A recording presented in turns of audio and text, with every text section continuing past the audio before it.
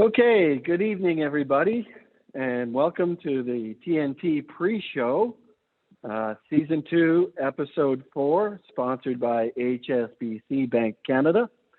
Now's your opportunity before we get into the broadcast to check your audio, check your video, settle in for 45 minutes of stimulating aesthetic discourse.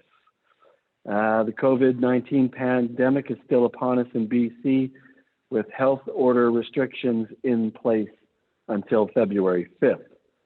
Here at the Audain Art Museum, we're taking every precaution to keep both our visitors and our staff safe. The museum remains open Thursday to Sunday, 11 a.m. to 6 p.m. Now we're going to get right into the broadcast. I'll hand this off to you, Nadine. All right, here we go. Welcome to Tuesday Night Talks, sponsored by HSBC Bank Canada. As mentioned, we're still in the midst of a global pandemic, and I would ask all our viewers to continue to do their part to stay safe and follow Dr. Bonnie Henry's very exacting and generous guidelines. Tonight, we're in the vault, as you can see from the flashlights glow in this rack behind me, here at the Audain Art Museum in Whistler, BC, on the shared territories of the Lillooet and Squamish nations. We're going to examine two works in the permanent collection this evening by Christos Dikeakos, the piece just to my right called Folded Cardboard, and it's an archival inkjet work from 2009, and an accompanying piece called 250 Northern Street. And the 250 Northern Street was generously donated by Christos to the collection, whereas Folded Cardboard came through the generosity of Michael Audain and Yoshi Karasawa. We seem to be hitting a new high every week. We have over 300 people registered and tuning in. So thank you to our viewers. We're very grateful. And now we go live to his home and studio in Kitsilano. Good evening, Christos. Hi, everybody, and a warm welcome to all. Great to see you, at least feel your vibes.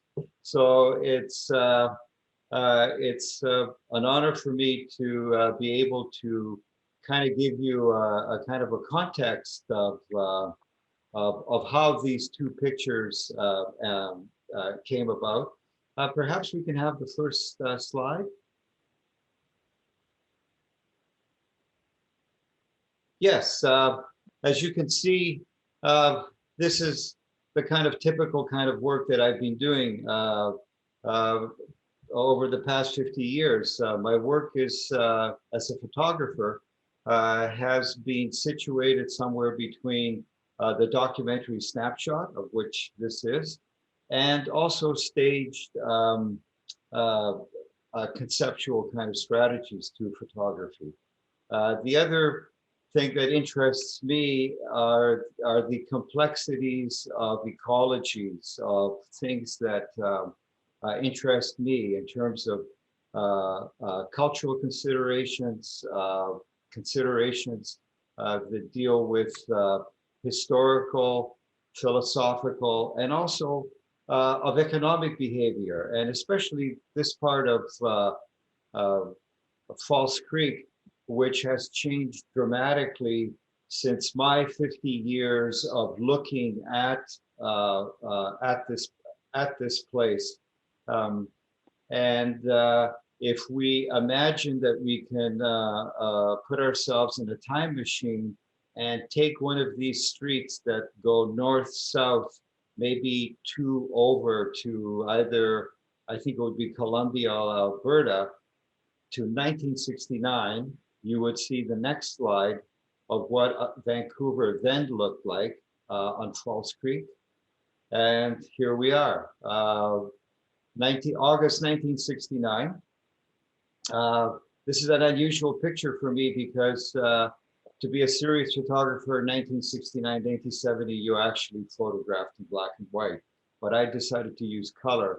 And especially I was thinking of how this place of False Creek was beginning to change rapidly, how it started to look like a rust belt with all the resources coming from British Columbia being processed there. That was coming to an end. And I was fascinated by also these wide open spaces where you can see these kind of interchanging spaces where, for example, you would see photography as interpenetrating, kind of contradictory. What you see up front and what you see in the background would create a number of narratives. And now right to the next slide, please. And what I wanted to show you were the two pictures in the collection, in the Audain collection, in context to the exhibition that they were in, which was pretty well my farewell to looking at False Creek over a period of 50 years.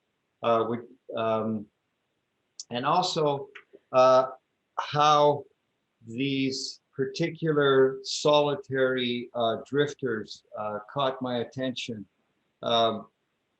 as kind of the aesthetics of a social problem. They certainly were, how shall I say, they would begin their day the same way they began the day before. They would awaken, they would pack their gear, they would go for sustenance, maybe some panhandling, perhaps get a day job. Maybe the next slide, Curtis, as well. Oh, before we move on, let's move. Yeah. Sorry. Yeah. Just for our viewers. Yeah. So there's an individual under that red blanket under the table. Yes, there is. When we were talking earlier, you had mentioned that just to the right, was that the entrance to your studio space at that time? That's right. It's actually two entrances.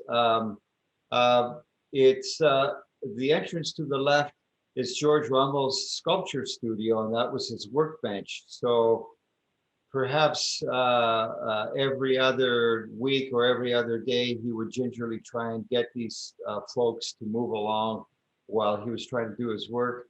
And that was our studio just above, which had now been cordoned off because it was getting to be fairly impossible for us to gain access as these kind of nomadic homeless individuals were starting to camp there on a daily basis.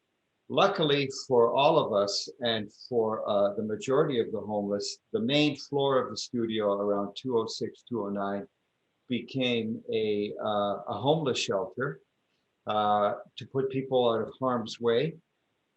And then we were able to accommodate that, not work at night, and we're very, very happy with the fact that these people were able to stay here safely overnight. But this emergency homeless shelter is still operating in the same location. But what was very odd about this person and the other slide that we're going to see, if I may, they were not interested in going out of harm's way. They were still wanted to be in the outdoors. They did not want to go inside. And there was, there's something about these individuals, the feeling of never being at home or at homeness, which was something that struck me, got me thinking. And again, for the benefit of our viewers, Christos, yes, when looking at this image, you see that piece of cardboard, and just barely perceptible on the right side of the cardboard, you can see the bottom of a sole of a running shoe. And That's so right. that is the only real clue that there's somebody underneath that piece of cardboard. That's right. And we made sure that he was okay. Although we, after I took the shot, came back out later, and we had to get this individual to move because there were trucks backing in, wanting to do their work. So it's, what can I say? You've been flattened by city life. And of course, what's totally anomalous is these two monochrome paintings, just above him.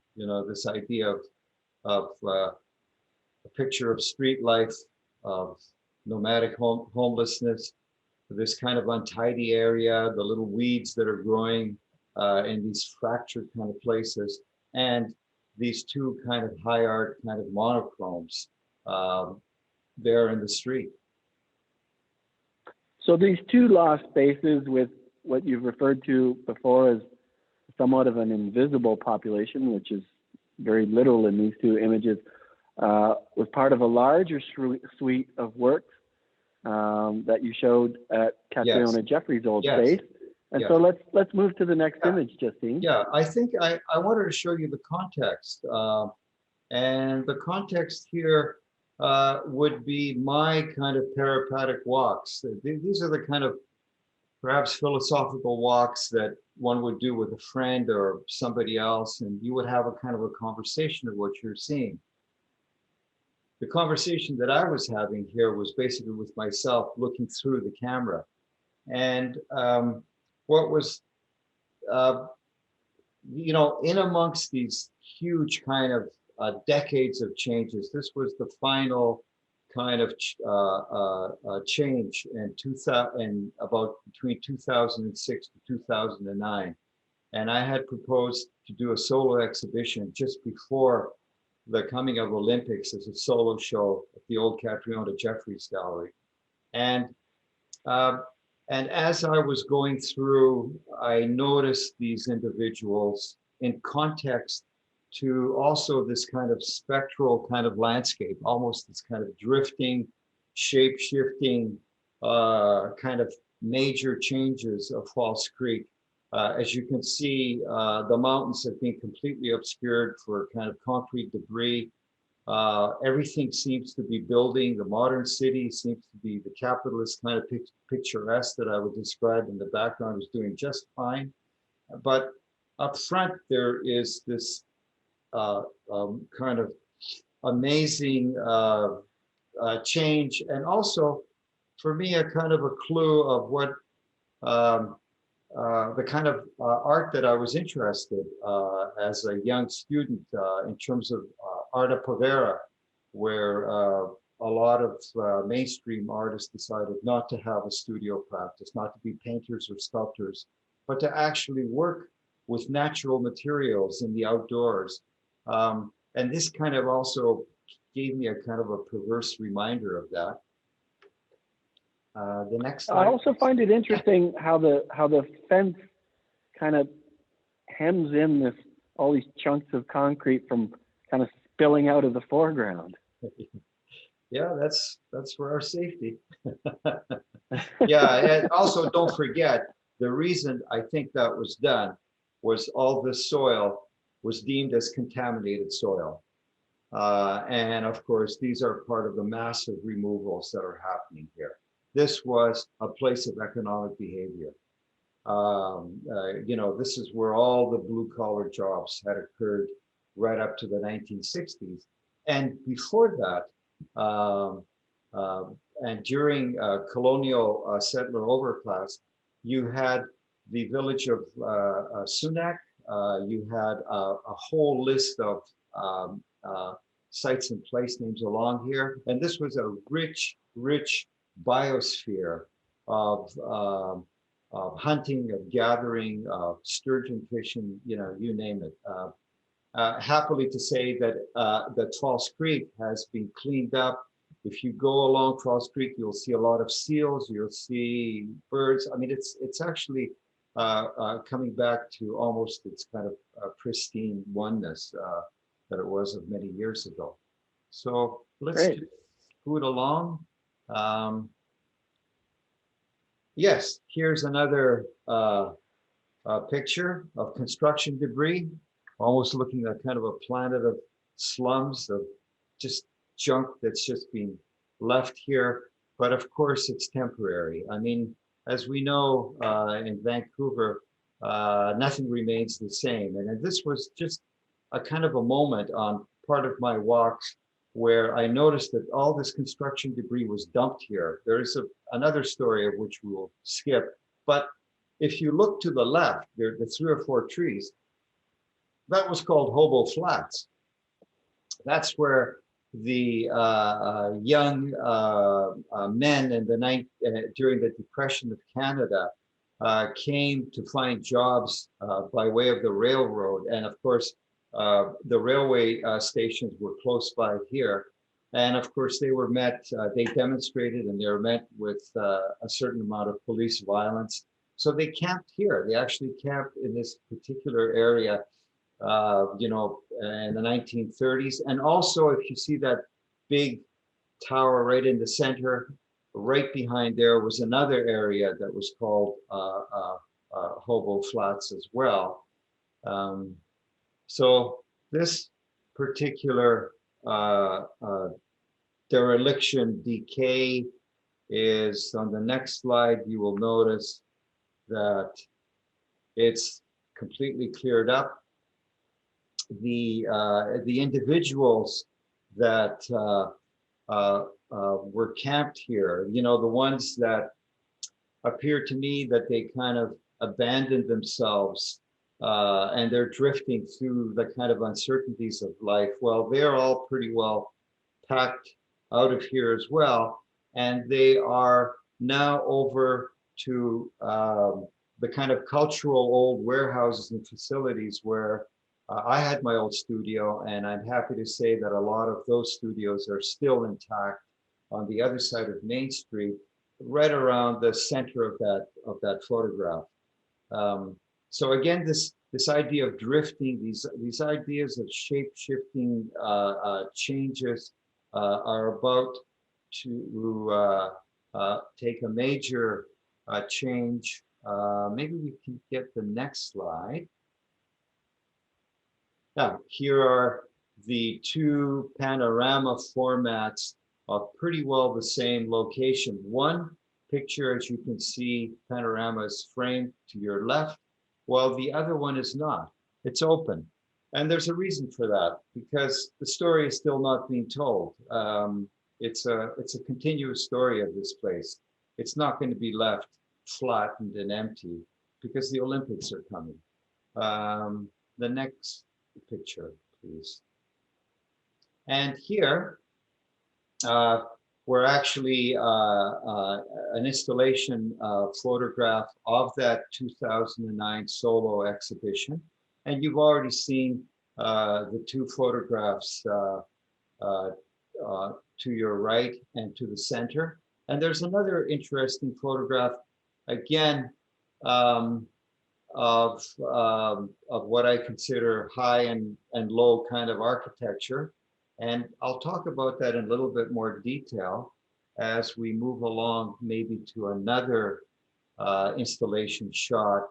Here's another installation shot of the 2 kind of autonomous of what I kind of started to refer as the nomadic urban homelessness. And they are outside the studio. And now there's this very large picture, almost a kind of a monumental picture of inside the studio. In fact, inside Warren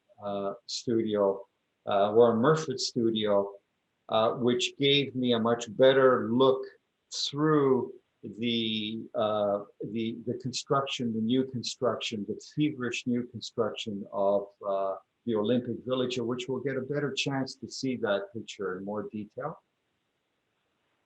And the next slide, please. And then two photographs that appear they're totally unrelated, except for the fact that they are related. And they're related in terms of my interests.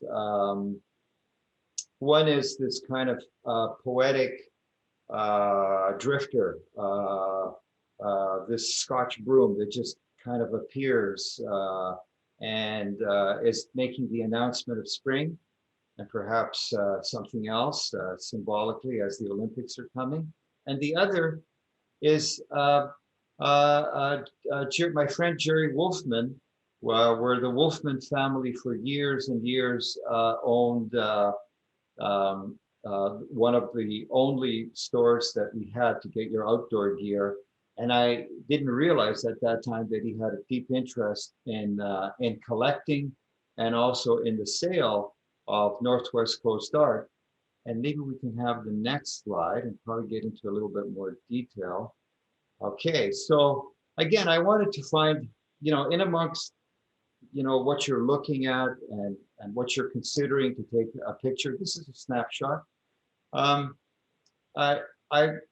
was struck by the fact that there were these kind of horizontal concrete grids of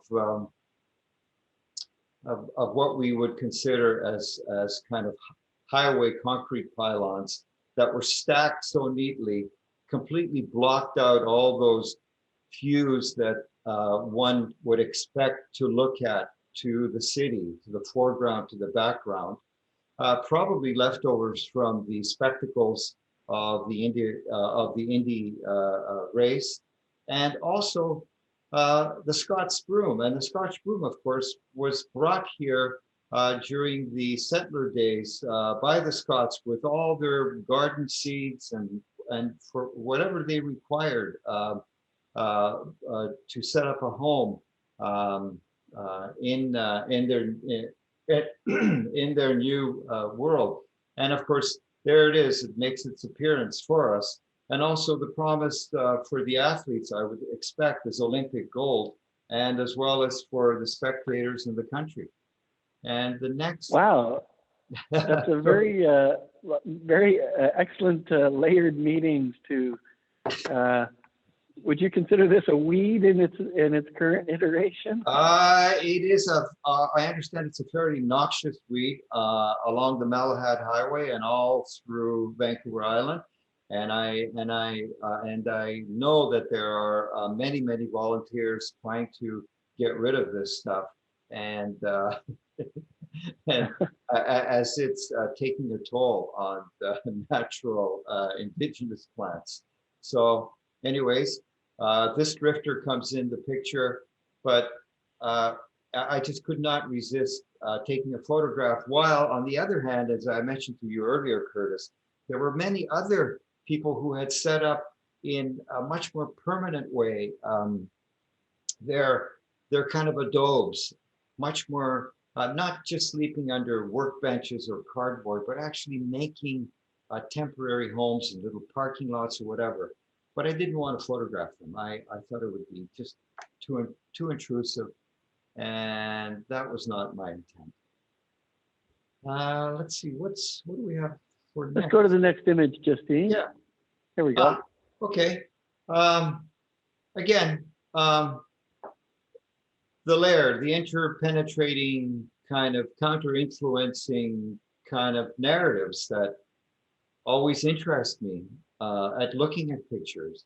And this one, of course, you can see right away, and I think you commented on it, Curtis, if you wanted to say a few words on this. Well, I mean, just speaking to the dome tent in the middle ground, that is a nice echo off the Buckminster Fuller-like dome in the background that was part of Expo. These are really interesting parallel images.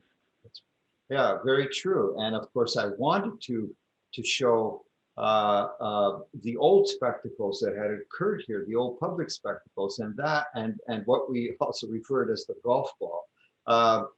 This actually was built by an engineer, which is now a very interesting, it's the Telescience Center for kids. And I know my grandchild loves going there. But what's also happening in the middle ground is very, very interesting. And it also relates to the person that's living there. And that is, there is an excavation procedures going on of taking contaminated soil out while the infrastructure of the Olympic Village is soon to occur. And coming back here and having a look, I noticed that the fellow that was living there actually had a hard hat and boots and whatever. So I suspect he actually was probably working close by here. Eventually, he met his eviction as the work progressed. And do we have another slide?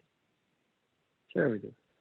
Okay, now, if you're looking through this grimy, old kind of window, this casement window, the bottom right-hand casement where there is a kind of a red banner, that's where that squatter's tent would have been.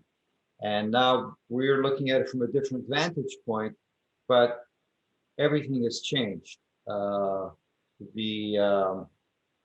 in Warren Murfitt's studio. Warren is a sculptor, and he's also a very fine instrument maker.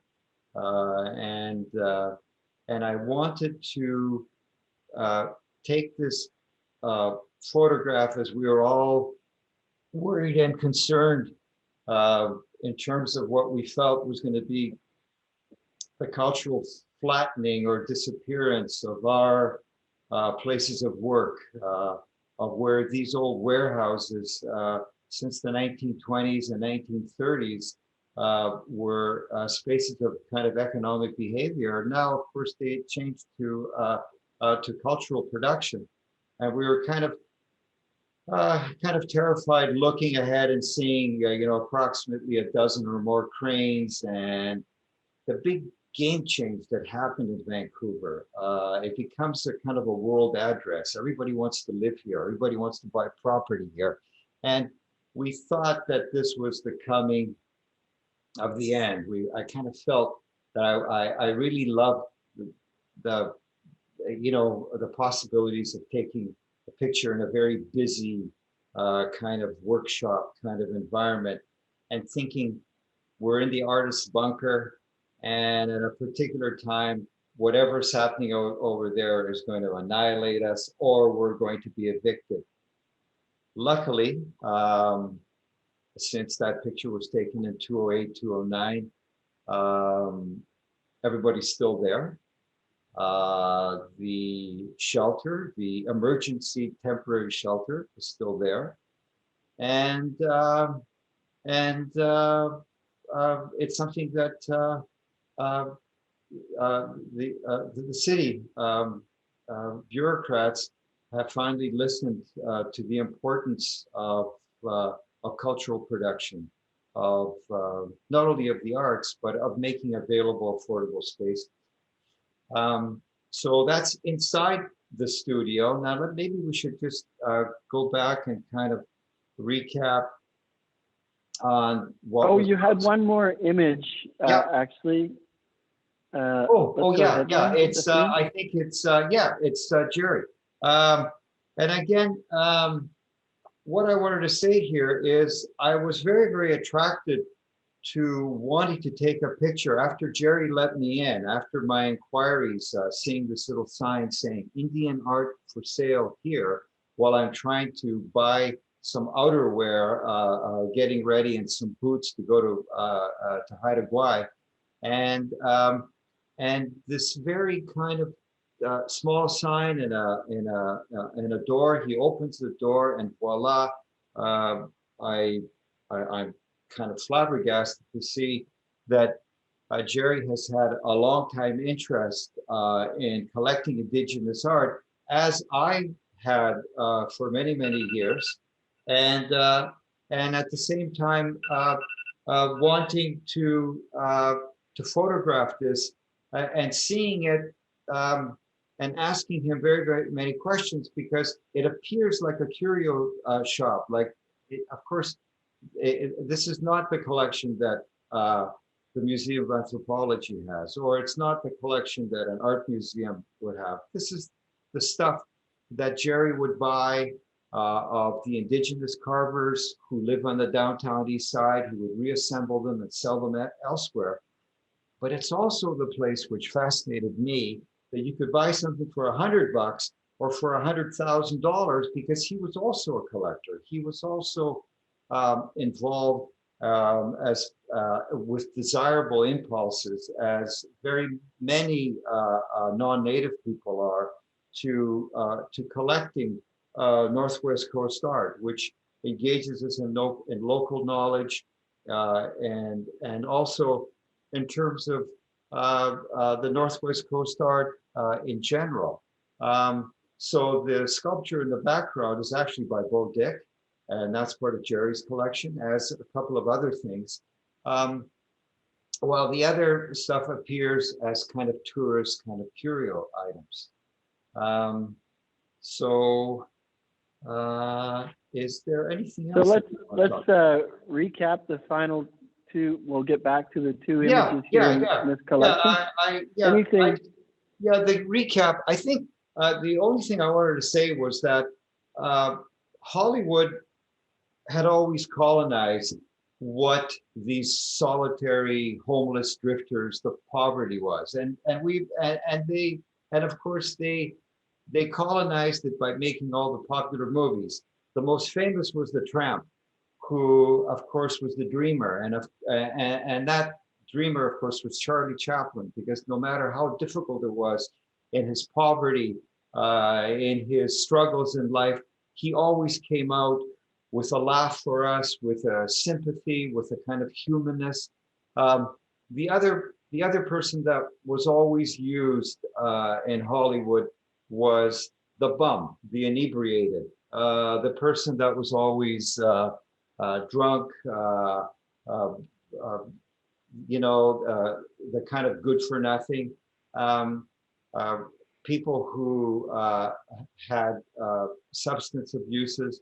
And of course, we know that today that a lot of people who do have substance abuses are actually make the greater majority of the homeless throughout not only the big cities, but throughout our province and throughout the whole country, who are self-medicating because they have a huge mental handicaps, of which we, of course, are not taken care of.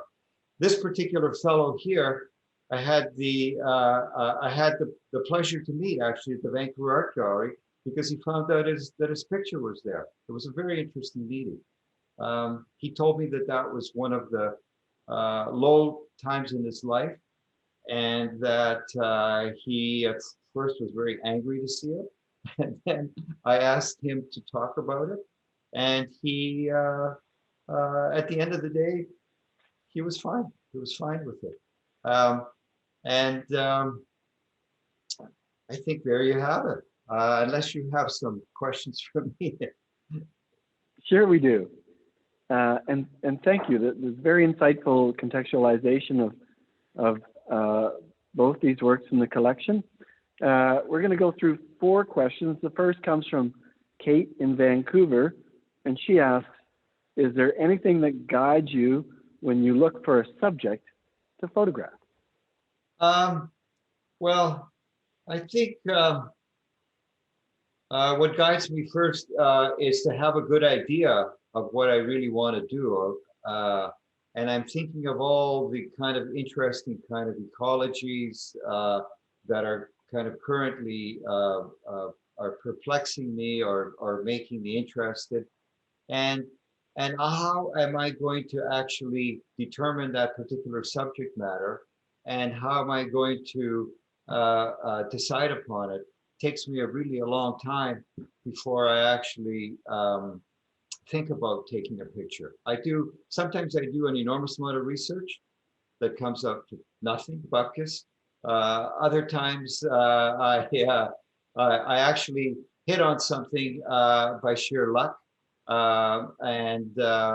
But On the other hand, they do kind of involve the kind of those kind of complexities of ecologies that I kind of mentioned earlier, and actually that you probably saw in the slide presentation. Great. So the next question comes from Judith in Burnaby. Yeah. What are your thoughts on the development proposed by the Squamish Nation for Kitsilano lands adjacent to Burrard Street? Well, finally, the Squamish Nation is going to get a chance to develop that property the way they seem fit to do. I mean, they've gone, I mean, if you know the history of that place, of the way that they were thrown out, actually placed on a barge, drifting away, it was just shameful. But the fact that they actually have it back and are able for themselves to develop it, and I'm hoping with the least amount of bureaucratic city planners, is actually for me is great. You know, it's a great thing, and I realize that the majority of the homes that they're building there are going to be rentals. So, you know, I'm very much looking forward to see what they come up with. Excellent. That's, yeah, a very, very fascinating, I would say, social political reversal. Yeah, absolutely. As you've described. Yeah. Ken from Vancouver asks, and this is a big question for you. Yeah. What do you see as the future of photographic art? Well, I have to tell you, you know, that very first picture that I showed you, which said 50 years, you know, here's the announcement of the digital camera. I was still shooting in film right up to 212. I only decided to shoot digital right after 210, 212, because I could finally get a camera that had, you know, that could actually take fairly good, decent sized photographs. I think that everybody now has a camera. I mean, if you have one of these, you know, you've got a pretty sophisticated camera.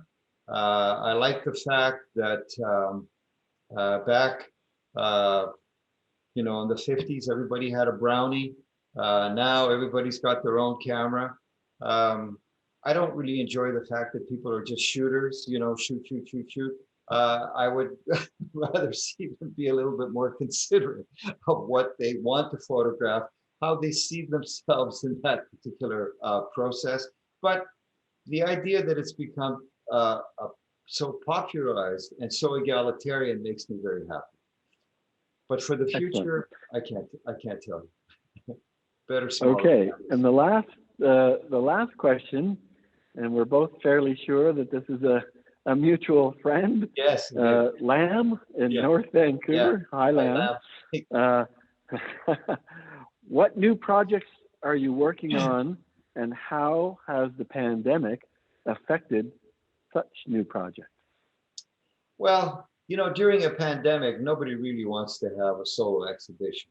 I mean, it's the fact that you're never going to see your friends. You're never to have that human contact. You know, we all miss that human contact, that touch, that, you know, what makes us humans.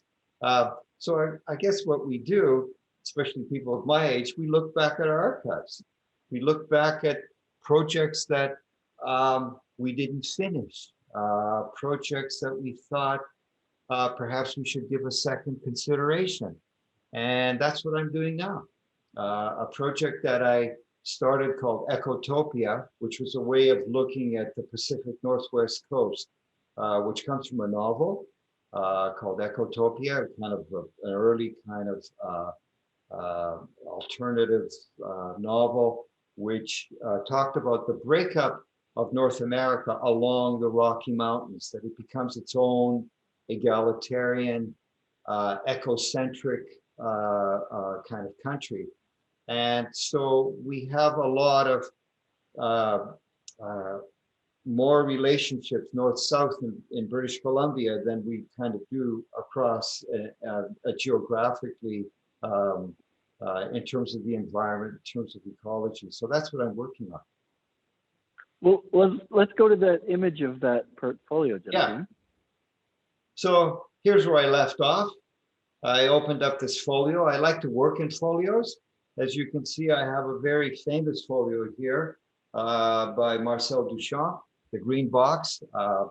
He was one of my people that I studied. And I love the fact that you can put things in boxes, in folios, and they also can expand and become exhibitions.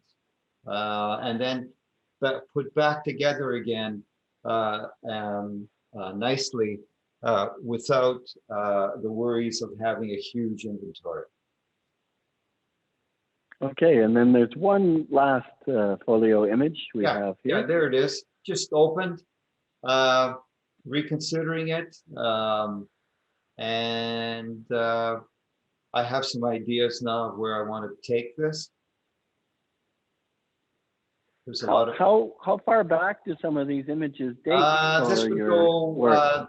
Yeah, the book is in the 70s. The majority of these images are probably from the mid 80s. And what will you do when you present these folios? Do you have any sense of how that will work out? Yeah, I think there would be a series of big artists' books where you can invite people to have a look at them. And also, you can actually put them up on a wall as a kind of a wall installation as well. But you can also miniaturize these to a kind of an artist's book. That could be another life for it, either as a unique work or as a small edition. Well, thank you so much, Christos, and glad that you've been able to take advantage of let's say the nostalgia connected to this pandemic and re-look at your old work and think of new ways of moving forward. I also want to thank the entire team here at the Audain Art Museum who have remained both strong and optimistic during what has essentially been a quiet period. I also want to express my respect and appreciation for the ongoing support of Michael Audain and Yoshi Karasawa, and also the guidance and contributions of our museum trustees as well as founders. And it's at times like these when these individuals really come forward and show their strength in the larger cultural community. I would be remiss if I didn't thank our TNT crew, our director, producer, Justine Nickel, and our quality controller, Nadine Hassan. We also, as per usual at the end of TNT, have a couple shout outs. Hi to my dad in Cornwall and my little sister in Canada. Also have an unusual shout out to Randy, the koi fish babysitter. And Christos has asked me to say a hello to Pauline Petit and Barry Jones. So next week, we're going to be going live to Terrace, BC, to speak with Dempsey Bob, an artist that I've known for over 30 years and will be featured in a major exhibition here at the Audain Art Museum in November of this year. But I want to close out with saying thank you so much, Christos. It's been such a pleasure to walk through this work with you and to get to know you over these last couple of years. So goodbye from the Audain Art Museum on the shared territories of the Squamish and Lillooet Nations. Goodbye, everybody. Goodbye, thanks for coming. All right. Take care. Thanks again.